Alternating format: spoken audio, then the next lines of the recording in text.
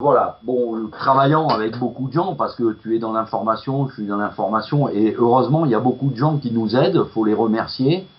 Donc, on m'avait expliqué l'année dernière que l'État voulait sauver absolument les banques, notamment la priorité, je veux dire, le premier scandale, c'est Dexia. On va partir de là. C'est-à-dire que Dexia, qui a vendu des crédits toxiques, a mis beaucoup de, on va dire, la moitié des communes de France sont en faillite.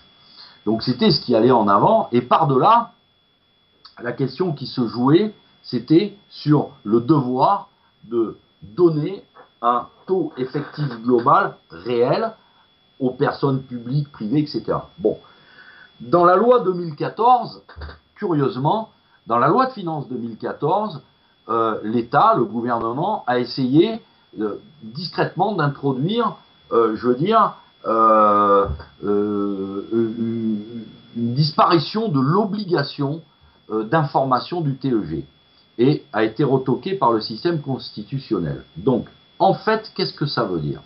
Ça veut dire que vous avez un crédit immobilier. Je ne parle pas des autres, c'est les plus simples. Vous avez un crédit immobilier. Si la banque qui vous a donné un crédit immobilier s'est trompée dans son TEG, elle doit vous rembourser les intérêts, la différence qu'il y a entre le taux qui vous ont consenti et le taux légal qui se partage entre eux. Donc si vous avez un prêt aujourd'hui à 3,5%, une moyenne, eh bien, ils doivent redescendre s'ils se sont trompés dans votre TEG. Et ça, c'est indiscutable. S'ils se sont trompés dans votre TEG, ils doivent vous rembourser les intérêts. Ceux qui sont déjà payés directement, ils vous font un chèque. Et ceux à venir, ils doivent vous faire une concession sur le prêt au prorata de la somme. Bon. Alors, il y a beaucoup de gens, dans tout ça, je dirais, les gens vont vous dire, oui, mais comment on sait, etc. Donc, qu'est-ce qu'on a fait, nous? On a fait un truc simple. On vous dit, voilà, les gars, on a travaillé, puisque j'ai travaillé avec des juristes, des experts, etc. On a dit, les gens vont se dire, oui, mais est-ce que je peux, est-ce que je peux pas? C'est très simple. J'espère, David, que on mettra un mail, on peut voir mettre sur la vidéo un mail. On va vous dire, c'est très simple. Bien sûr, t'inquiète pas. Vous voulez vous battre contre le système? Eh bien, écoutez, vous nous donnez, c'est tout simple, votre offre de prêt que vous avez signée, vos tableaux de remboursement, et nous, on vous dit ce que vous doit la banque. Ça, on a des experts pour le calculer, on vous le dit gratuitement. Voilà. Donc, après, vous faites ce que vous voulez. Vous les attaquez pas, c'est comme vous voulez. En général, il faut savoir que la somme est assez colossale.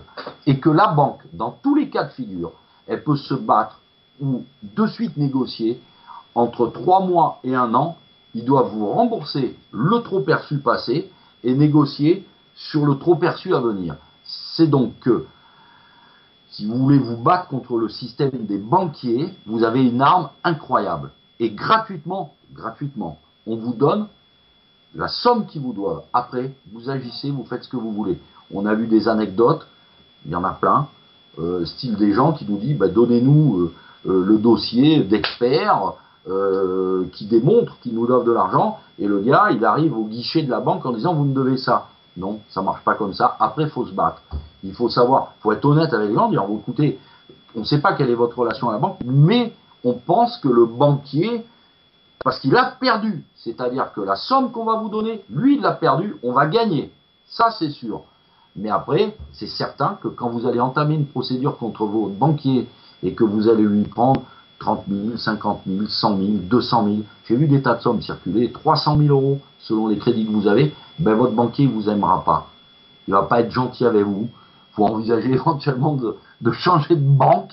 Les relations seront plus cordiales. Mais écoutez, comme j'ai dit en rigolant à une personne, parce que dans les nombreuses questions qu'on m'a posées, on m'a dit ouais, mais le banquier, il va pas m'aimer. Moi, je lui ai dit, écoute, mon garçon, tu sais ce que tu fais?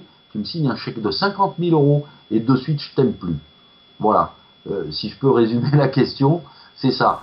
Donc, est-ce qu'on a une idée par rapport au nombre de dossiers qui ont déjà été étudiés, le nombre de réussites, j'allais dire? Alors, le nombre d'erreurs de TEG, voilà, le nombre d'erreurs sur les TEG. Oui, bon, alors, il y a une erreur sur un TEG, votre banquier vous doit de l'argent. Voilà.